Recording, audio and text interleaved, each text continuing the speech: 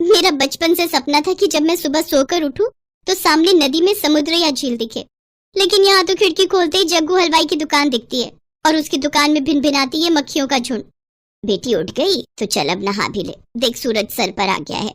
सूरज का तो पता नहीं, लेकिन ये जग्गू हलवाई अपनी बड़ी बड़ी मूछें लिए जरूर सामने खड़ा है। माँ तुम्हें कितनी बार कहा है सुबह सुबह ये खिड़की मत खोला करो, इसे ऐसे खोल देती हो जैसे सामने गोवा का समुंदर बह रहा हो। तू दुखी मत हो बेटी, तेरे लिए ऐसा ससुराल ढूंढ के लाया हूँ जिसके सामने समुद्र तो नहीं लेकिन यमुना जरूर बहती है, और बहुत बड़ा मकान है उनका, देखोगी तो खुश हो जाओगी। सच में पापा? हाय आज तो मैं बहुत खुश हूँ, नदी और उसके सामने मेरा घर। वाह वाह वाह वाह वाह। लेकिन कौन है, कहाँ रहते हैं, कुछ तो बताइए। सब पता चल जाएगा भाग्यवान, पहले तुम दोनों जल्दी से तैयार हो जाओ। हम आज ही लड़के के घर जाएंगे क्योंकि उसके पिताजी के पैर में चोट आ गई है, इसलिए उन्होंने हमें ही अपने घर बुलाया है। इसी बहाने सोनल भी अपना नया घर देख लेगी। कुछ देर बाद वो सभी लड़के वालों के घर पहुंच जाते हैं। घर सच में बहुत बड़ा होता है। वाह वाह, कितना बड़ा और सुंदर घर बना रखा है।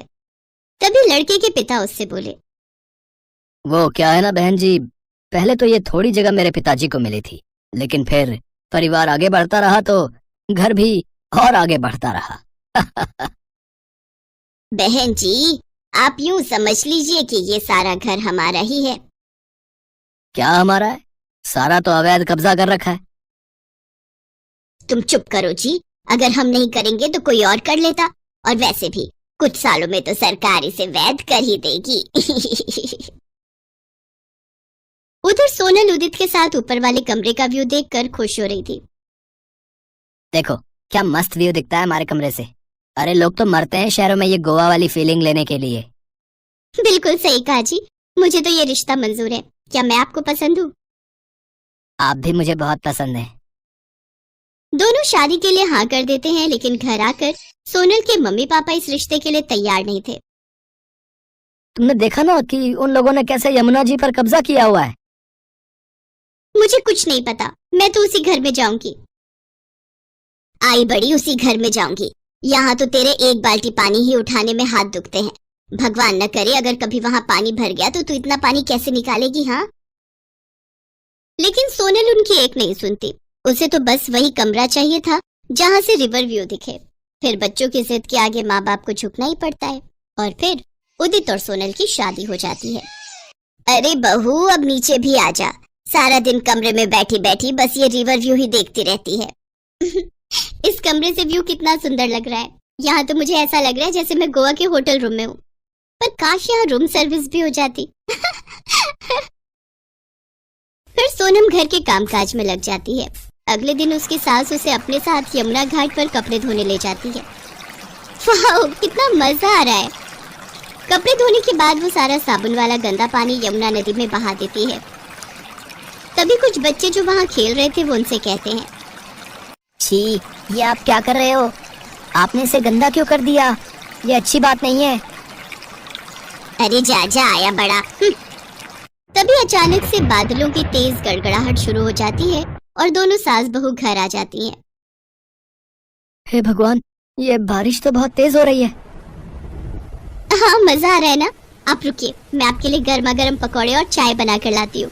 फिर रिवर व्यू में पड़ रही बारिश को बड़े मजे से देखेंगे।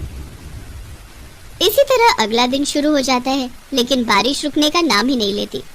एक तरफ जहाँ बहू बारिश के मौसम के व्यू के मजे ले रही थी, तो वहीं दूसरी तरफ उसकी सास और ससुर परेशान थे।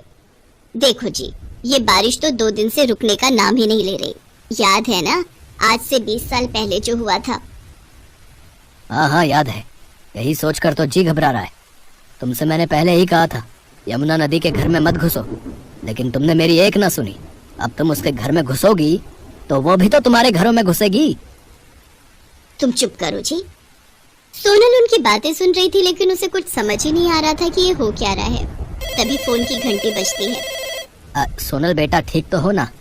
नहीं पापा, यहाँ तो बहुत मजा आ रहा है। आपको पता है यमुना जी पहले अपने घर से 200 मीटर की दूरी पर थी, लेकिन अब वो सिर्फ 50 मीटर की दूरी पर ही रह गई है।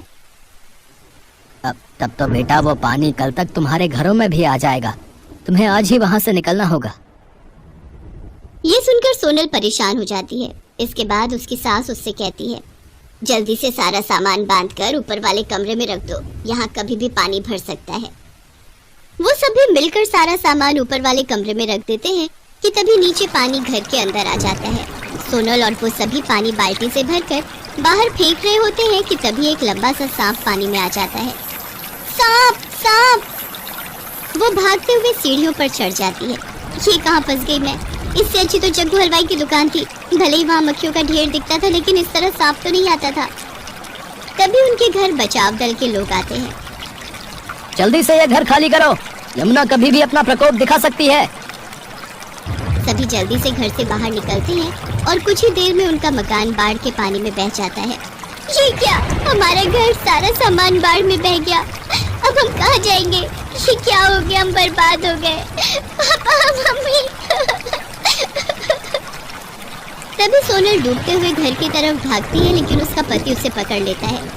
मेरी शादी की सीडी एल्बम, मेरी शादी का जोड़ा और मेरे गहने। सोनल जान है तो जहान है, छोड़ो अब वो सब।